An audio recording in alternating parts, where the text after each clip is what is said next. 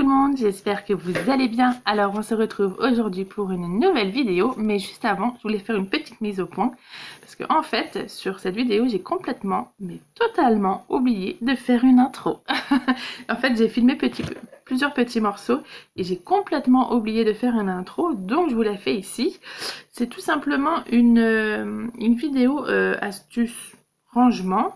Je vais vous montrer comment on fait, comment j'ai procédé pour ranger mes die cuts, mes dies et mes pages 30 par 30 avec mes chutes. Donc j'ai acheté pour cela des enveloppes et des boîtes pour mes pages 30 par 30 et mes chutes chez Craftelier. Les petites enveloppes, je les ai achetées sur Amazon. Le fond magnétique, je l'avais déjà acheté en gros sur Amazon aussi. Et ma grosse boîte avec plusieurs petites boîtes en plastique où je range mes die cuts, c'est de la marque Craftelier. Allez, on perd pas plus de temps et on se lance tout de suite dans la vidéo. Bon visionnage! Alors aujourd'hui, je viens de recevoir mon colis de chez Craftelier. Alors juste parenthèse, j'ai mon petit loulou qui est juste à côté, donc si vous entendez des bruits, c'est normal.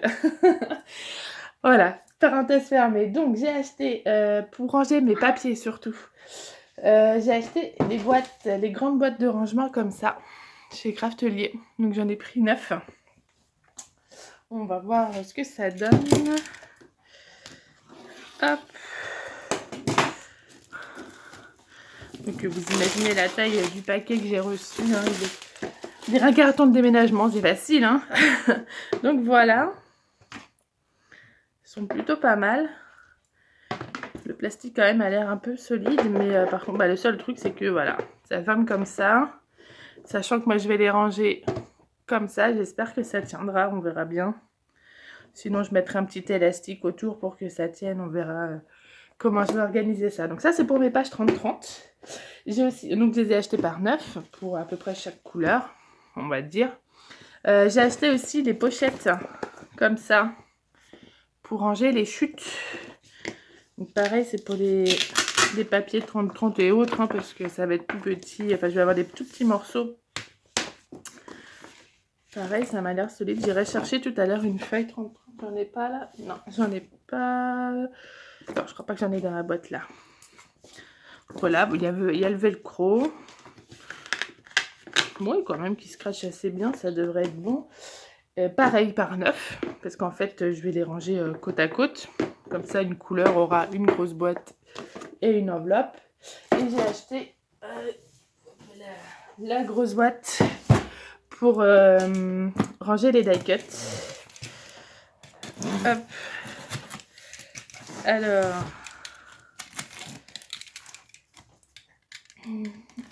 ils l'ont bien mis. Hop là. Et là, c'est fait. Alors, elle est bien protégée, dis donc, celle-là.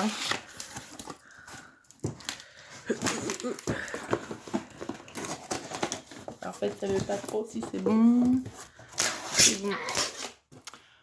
Tada! Hop là!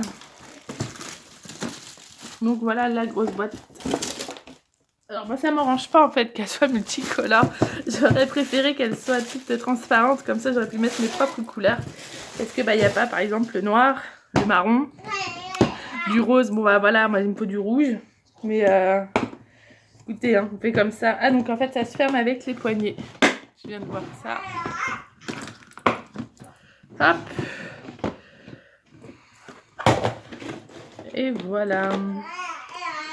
Donc normalement je crois que c'est ce sont des boîtes de taille photo, donc en 10-15. Normalement je devrais mettre pas mal de choses dedans. Oh, elles sont bien. Pardon. Punaise, elles sont bien dures à ranger. En tout cas ce qui est bien c'est qu'il y a vraiment à chaque fois des petites encoches. Hop. Attendez, je vais faire une petite pause pour aller voir le loulou. Hop là, voilà, c'est bon. Donc ces petites boîtes là vont être pour mettre les die cuts. Je pense que je ferai un petit label pour mettre les couleurs. Et donc ce sera rangé juste à côté des bacs, des grands bacs comme ça. Vraiment tous mes papiers seront dans un box bien rangé. Il faudra plus que je trouve une solution pour mes papiers 15-15 parce que pareil j'en ai acheté énormément beaucoup qui viennent de chez Action, j'avoue, il faudrait peut-être que je fasse un tri aussi. Je verrai bien, parce que ma petite fille, elle adore les découper, ces petites pages-là, donc on verra bien. Bah maintenant, il n'y a plus qu'à en fait, plus qu'à ranger, plus qu'à remplir tout ça. Allez, c'est parti, let's go!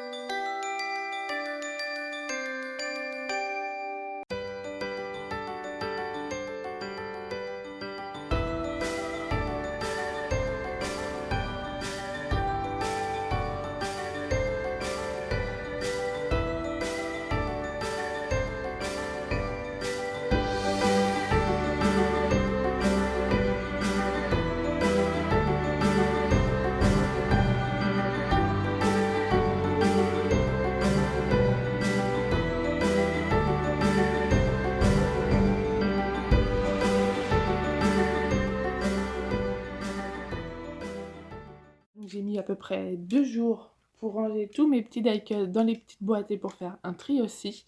Et maintenant, je vais m'attaquer à mes papiers 30-30 et mes chutes. Donc, comme j'ai dit précédemment, j'ai acheté les grandes boîtes de chez Craftelier. Donc là, c'est pour les papiers 30-30, mais en fait, il y a un petit côté qui est un petit peu plus grand. Parce que quelquefois, les papiers, ils ont une petite marge au-dessus. Là, une petite marge au-dessus, ça rentre pas forcément dans toutes les boîtes. J'ai aussi pris, il faut que je retrouve, hop là, pour mettre mes chutes, mes grandes chutes, une pochette comme ça aussi, pareil, de chez Craftelier 30x30. Alors par contre, je pensais que ça allait tenir à l'intérieur de la boîte, mais pas du tout. Ça dépasse à chaque fois. Donc vu que j'ai acheté un élastique pour de l'élastique pour bien attacher la boîte, je pense que je glisserai la pochette à l'intérieur. Je sais pas encore trop comment. Je vais voir. Donc hop, je vais vous faire la première couleur avec vous et après ce sera en avance rapide pour quelques boîtes. Hop. Donc c'est quand même encore une boîte en plastique solide. C'est vrai que c'est juste, voilà, il manque une charnière. Ce serait vraiment top pour mettre la charnière. Donc, avant, j'avais un système en fait où je récupérais les boîtes style boîte à pizza. donc là, de chez Kiscrap, mais aussi j'en ai récupéré en marron d'autres kits ou d'autres commandes où je commandais que des feuilles 30-30. C'est très bien, mais voilà, c'est pas très esthétique, on va dire, pour regarder toutes les pages 30-30. Et pour mes chutes, en fait, j'ai trouvé des petites pochettes à Action, je crois qu'elles sont à même pas 1 €, où vous, un format A4 à la base. Vous avez à l'avant une petite pochette fermée, hop, et à l'arrière, une grande pochette ouverte. Donc je pouvais mettre les très grandes chutes de ce côté-là et les toutes petites de ce côté-là. Par contre, je pense que ça va être un peu la galère pour les mettre dans l'enveloppe. On regardera ça tout à l'heure. Au pire, je peux garder les petites dans la pochette et les mettre là s'il n'y a pas trop de feuilles. Bon, dans tous les cas, on va d'abord faire hop, les feuilles 30-30. Alors, vous voyez, c'est ce que je vous disais, il y a un petit peu plus de chaque côté. C'est très bien. Alors, voilà. Vous voyez, pour les feuilles comme ça qui font 30-30, mais qui a quand même un peu une petite marge, dans un sens, ça passera pas. Et par contre, dans l'autre, ça passe complètement. Hop.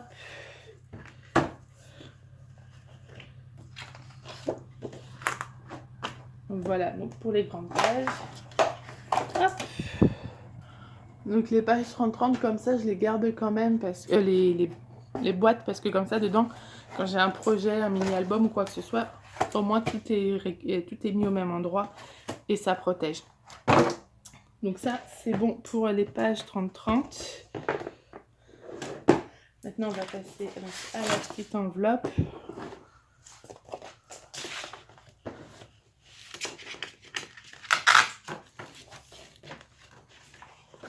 Est-ce qu'il y a un petit soufflet? Non, il n'y a pas de soufflet. Bon, c'est pas très grave non plus. Attendez, elle me gêne. Je vais la mettre de ce côté-là. Hop. De ce côté-là.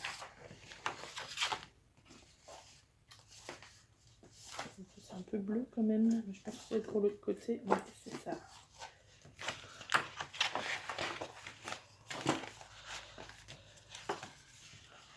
Ouais, donc les pages 30-30, elles tiennent bien en hauteur quand même. Ça doit être un peu le même système où il y a un petit peu plus pour mettre les petits morceaux comme je vous disais tout à l'heure. Alors le violet, j'en ai pas beaucoup parce que c'est pas une couleur que je scrape énormément. Mais par contre, le vert, le bleu, enfin j'ai d'autres couleurs où c'est à ras-bord. Même la boîte ne ferme plus carrément. Tac.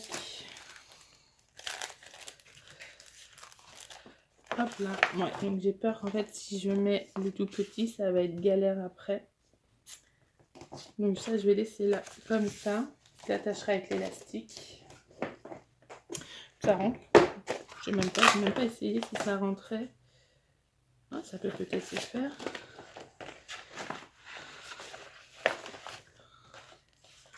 Ah, ça peut faire bien. Ouais, mais à mon avis, les pages, enfin les couleurs où j'aurai plus de couleurs, ça va pas du tout tenir. Et dans l'autre sens, moi, je vais avoir le même problème. Non, bah ça, les petites, je vais les laisser dedans. Hop, et je vais les mettre dans les boîtes. Hop là, ouais, ce sera très bien. Et là, avec le petit élastique, hop, comme ça, il y a tout qui tient et ça range direct dans ma calax. Parce qu'en fait, moi, je vais les stocker debout.